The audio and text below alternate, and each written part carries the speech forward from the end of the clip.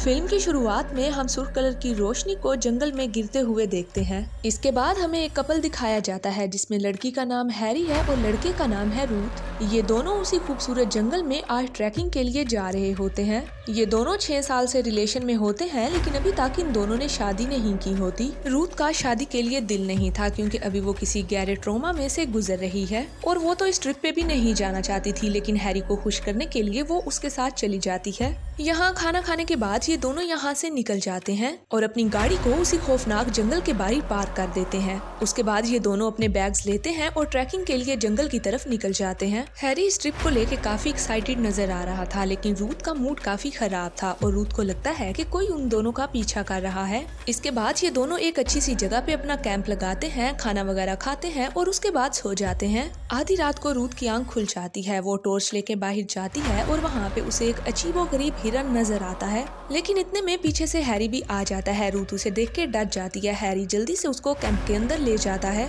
अगली सुबह वो दोनों अपने कैंप को पैक करके वहाँ से निकलते हैं और जंगल के काफी खूबसूरत हिस्सों में वो ट्रैकिंग करते हैं। हैरी जंगल की सबसे खूबसूरत जगह पे रूथ को लेके जाता है और वहाँ पे रिंग निकाल के उसको प्रपोज कर देता है, लेकिन यहाँ पे रूथ घबरा जाती है और उसे पैनिक अटैक आने लगता है। फिर हैरी उसे संभालता है और एक जगह पे बिठा देता है। फिर रूथ उसे पूछती है कि तुमने मुझे शादी के लिए प्रपोज क्यों किया, क्योंकि हमने पहले ही डिसाइड किया था कि हम बिना शादी के ही एक दूसरे के साथ रहेंगे। हकीकत ये थी कि रूथ जब छोटी थी तो उसके मॉम एंड डैड का डिवोर्स हो गया था और उनका काफी गहरा असर रूथ की लाइफ पे पड़ चुका था। यहाँ हैरी रूथ से कहता है कि तुम्हारे पेरेंट्स का डिवोर्स हो गया था, इसलिए तुम शादी से डरती हो। रूथ अब इस बात को लेके गुस्से में आ जाती है और हैरी चुपचाप कैंप में सोने के लिए चला जाता है। अब अगली सुबह जब रूथ उठती है तो उसको एक हैरी का नोट मिलता है जिसके ऊपर लिखा था कि मैं वॉक के लिए जा रहा हूँ। रूथ अपना मोबाइल निकालती है और अपने डॉक्टर से बात करना चाहती है, लेकिन नेटवर्क नहीं होता, जिसकी वजह से वो थोड़ा आगे चलने लग जाती है। तभी उसे वहाँ जंगल में एक हिरन मरा हुआ दिखाई देता है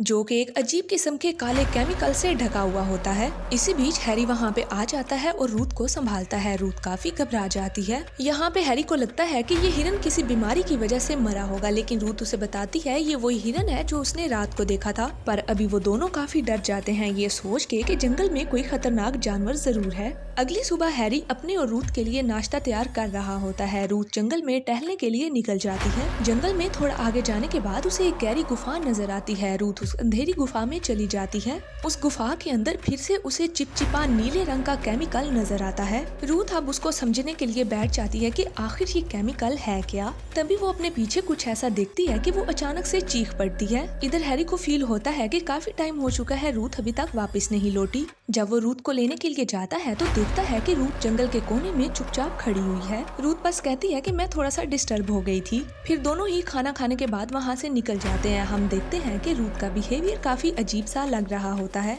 लेकिन यहाँ पे हैरी रूथ के बिहेवियर से अनजान था। फिर दोनों एक जगह पे रुकते हैं और कैंप लगा लेते हैं। आधी रात को हैरी की आंख खुलती है। वो अचानक से देखता है कि रूथ कैंप में मौजूद नहीं है। वो घबरा के रूथ को देखने के लिए जब निकलता है तो सामने से रूथ आ रही होती है। रूथ के हाथ में एक चाकू था। हैरी जब उससे पूछता है तो वो बताती है कि मैंने अपनी हिफाजत के लिए इसको अपने पास रखा है। हैरी यहाँ पे उससे चाकू वापस ले लेता है और दोनों फिर से कैंप में सोने के लिए चले जाते हैं। हैरी सो जाता है, लेकिन रूथ पूरी रात बिना सोए गुजार देती है। अगली सुबह हैरी रूथ से बात करने की कोशिश करता है, लेकिन रूथ गहरी सोच में होती है और कुछ भी नहीं कहती। हैरी समझता है कि इसमें काफी बदलाव आ चुका है। तभी हैरी अचानक से बोलती है और रूथ से कहती है कि माफ करना, मैं काफी गहरी सोच में थी इसलिए तुम्हारी बात नहीं सुन पाई। मैंने काफी सोचा और उसके बाद मैंने ये फैसला लिया है कि मैं तुमसे शादी करने के लिए तैयार हूँ। हैरी रूथ से पूछता है क्या तुम सच कह रही हो। रूथ कहती है हाँ बिल्कुल, लेकिन तुम दोबारा से मुझे उसी जगह पे ले जाके प्रपोज करो। हैरी इस सब को लेके काफी खुश था। वो दोनों उसी जगह पे जाते हैं। हैरी दोबारा से रिंग निकालता है। घुटनों के बल बैठ के वो रूथ को प्रपोज करता है। इसके बाद रूथ अचानक से हैरी पे अटैक कर देती है और उसको उठा के वो उसी चट्टान से नीचे फेंक देती है।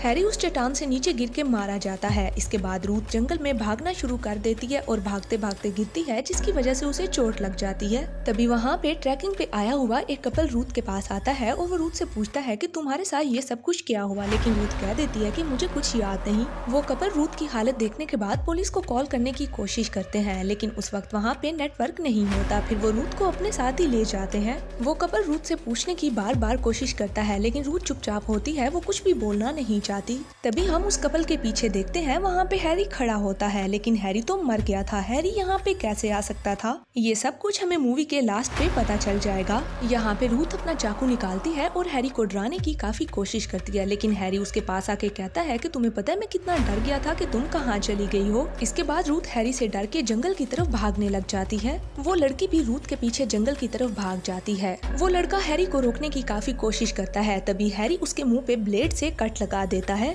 और वो ब्लेड हैरी की फिंगर में से निकलता है। फिर हैरी दोबारा से उसके ऊपर हमला करता है और वहीं पे उस लड़के को हैरी मार देता है। उसकी पार्टनर उसकी चीखों की आवाजें सुन के जब वहाँ पे पहुँचती है तो वो मर चुका होता है। हैरी फिर से अपने हाथ में से ब्लेड को बाहर निकालता है और उस लड़की के 2 टुकड़े कर देता है और उस लड़की की भी वहीं पे मौत हो जाती है। दर हकीकत मूवी की शुरुआत में जो जंगल में लाल कलर की लाइट हमने गिरते हुए देखी थी, वो एक एलियन का स्पेस क्राफ्ट था और उस क्राफ्ट में से एक एलियन बाहर निकलता है। दरअसल जब रूथ उस गुफा में गई थी तो वो अचानक से चीखने लग गई थी। वहाँ पे उसने हैरी की मरी हुई बॉडी देखी थी।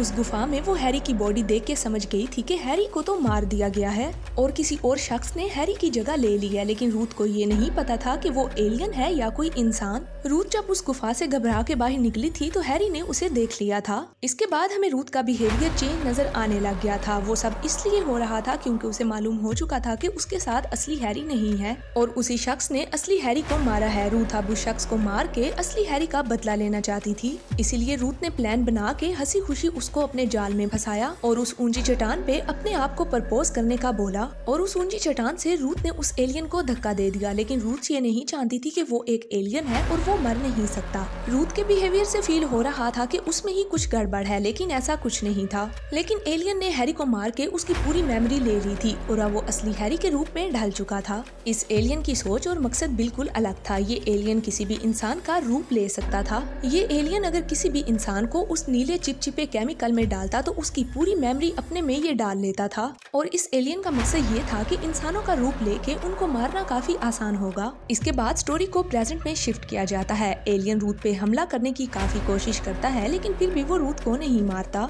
और ये सब कुछ इसलिए हो रहा था कि जब एलियन ने उस चिपचिपे केमिकल में हैरी को डाला था तो उसने बॉडी के साथ साथ उसकी फीलिंग्स भी ले ली थी। हैरी क्योंकि अपनी गर्लफ्रेंड से काफी प्यार करता था, इस वजह से चाह के भी वो एलियन उसको नुकसान नहीं पहुंचा रहा था। रूथ मौका देके वहाँ से भाग जाती है। एलियन भी उसके पीछे भागने लग जाता है। एलियन उसे पकड़ लेता है, लेकिन रूथ उसे मारने की कोशिश करती है तो एलियन पे तो कोई भी असर नहीं होता। फिर रूथ एलियन से पूछती है कि आखिर तुम चाहते क्या हो। एलियन उसे समंदर किनारे लेके जाता है जहाँ पे उसका स्पेस क्राफ्ट मौजूद था।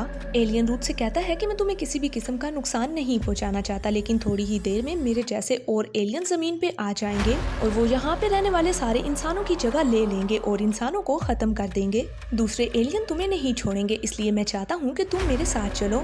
यहाँ पे रूथ एलियन की बात को इग्नोर करते हुए समुद्र के किनारे देखने लग जाती है, जहाँ पे उसको एक शार्क नजर आती है। यहाँ पे रूथ के दिमाग में चल तो कुछ और रहा था, लेकिन एलियन को वो यही फील करा रही थी कि मैं तुम्हारे साथ चलने को तैयार हूँ। बस वो मौके की ही तलाश में थी। फिर वो चाकू निकालती है और एलियन के सीने पे डायरेक्ट वार कर देती है। एलियन की बॉडी से खून निकलने लग जाता है और रूथ पानी के अंदर भाग जाती है। एलियन भी रूथ के पीछे पीछे पानी में आ जाता है, लेकिन उसका खून शार्क को अपनी तरफ अट्रैक्ट कर लेता है और शार्क एलियन पे हमला कर देती है। रूथ जल्दी से पानी में से निकल के जंगल की तरफ दौड़ने लग जाती है, लेकिन एलियन वहाँ पे भी शार्क को खत्म कर देता है और फिर रूथ का पीछा करने लग जाता है। रूथ अपने कैंप में आती है और कुछ खाने की कोशिश करती है। वहीं पे उसे पैनिक अटैक आ जाता है। फिर वो जल्दी से अपनी पिल्स निकालती है और उनको ले लेती है। फिर एलियन वहाँ पे आ जाता है और रूथ पे अटैक कर देता है। उसे बेहोश करके वो उसे उसी अंधेरी गुफा में लेके चला जाता है और अब वो उसी केमिकल में डाल के रूथ को मारने की कोशिश करता है, लेकिन वो ऐसा नहीं कर पा रहा था। फिर से रूथ मौके की तलाश में होती है और वो एक भारी पत्थर ले लेती है और अब की बार वो उसके सर पे जोर जोर से उस पत्थर से वार करती है